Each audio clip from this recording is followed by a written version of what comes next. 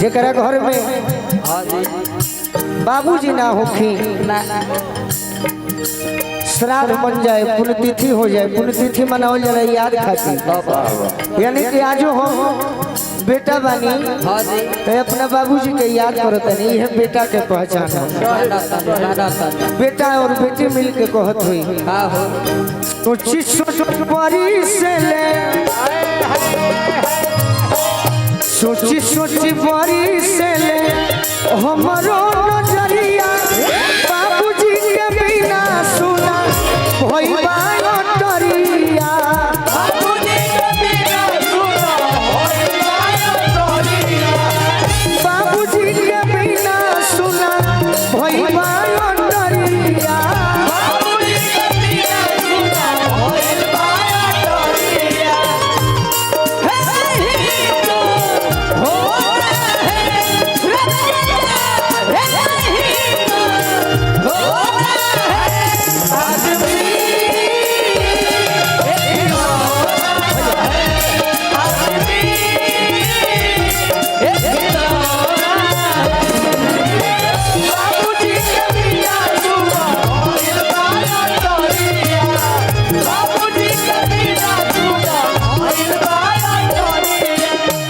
हमरा के 1000 रुपया के आशीर्वाद दिले बनी भैया हमारा श्री टिंकू तिवारी जी, अपना बाबूजी के याद में हमनियों के गावे के मौका मिलल बा। टिंकू भैया के बार बार प्रणाम करो, आशीर्वाद के प्रतीक्षा बा। और टिंकू भैया के ही इच्छा हुई मन में आज भी गोतिया पड़ोस गौआ जवार छुटल, गोतिया पड़ोस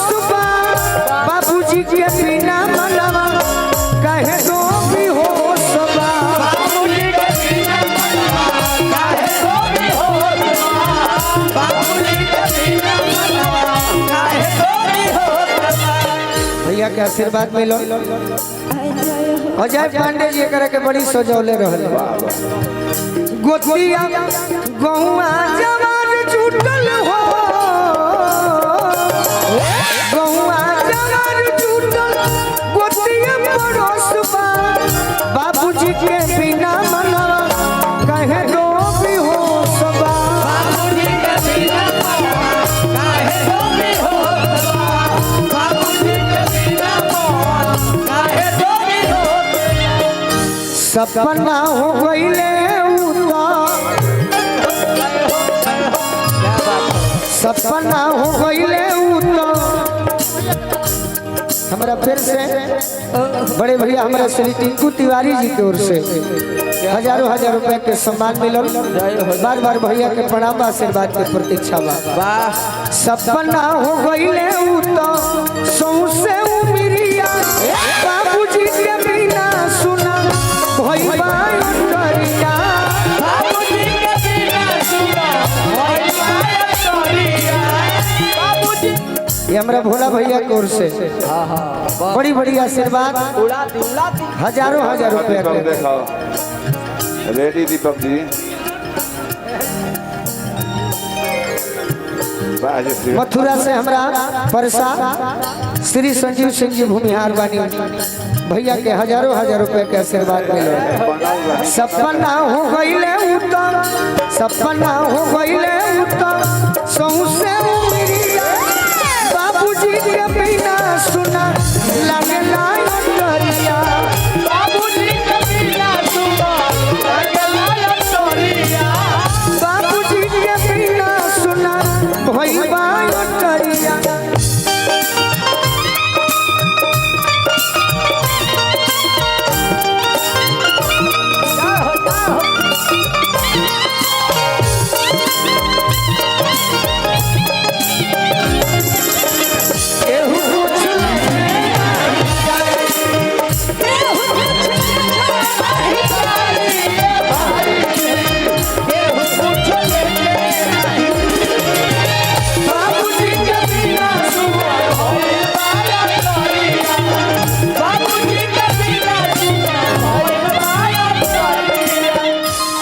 बुढ़िया माई आई बड़ी अपना लड़का के लिया जाए। अच्छा तहनी के तो भाषा कह दे कि ने जतऊ ने तो ने बाकी गीत में हंसे के ना चाहिए बाकी कुछ आदमी हंसा दे हमारो मन में बा टिंकू भैया के भी मन में हुई कोई सोना लिखल विधि के विधान काहे ना निकलल पहिले हमरे परानवा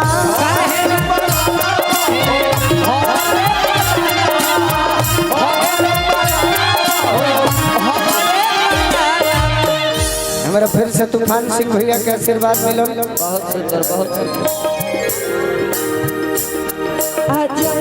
श्री कृष्ण सिंह उर्फ मंटू सिंह जी हमारा बड़का भैया जे अमनौर के विधायक बानी वर्तमान में गोलू राजा के बड़ी सम्मान दिले विधायक जी के बार बार प्रणाम करब उहे गोर से आशीर्वाद आइल बा क्या बात है कोई सोना लिखल विधि के विधानवा काहे ना निकलल पहिले हमरे परानवा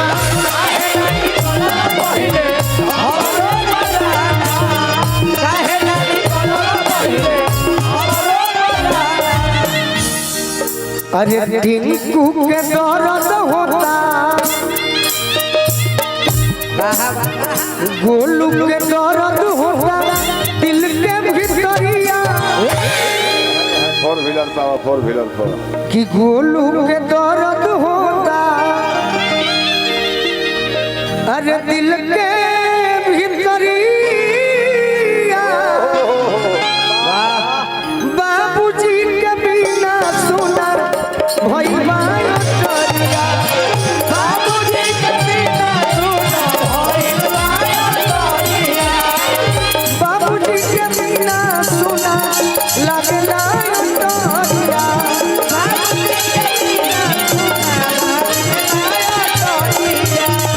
सोची सोची मरी से ले सोची सोची मरी से ले हमारो नजरिया बाबूजी के बिना सुना लगला करिया बाबूजी के बिना सुना लगला करिया बाबूजी के बिना सुना बाबूजी के बिना सुना लगला हालांकि यह महफिल में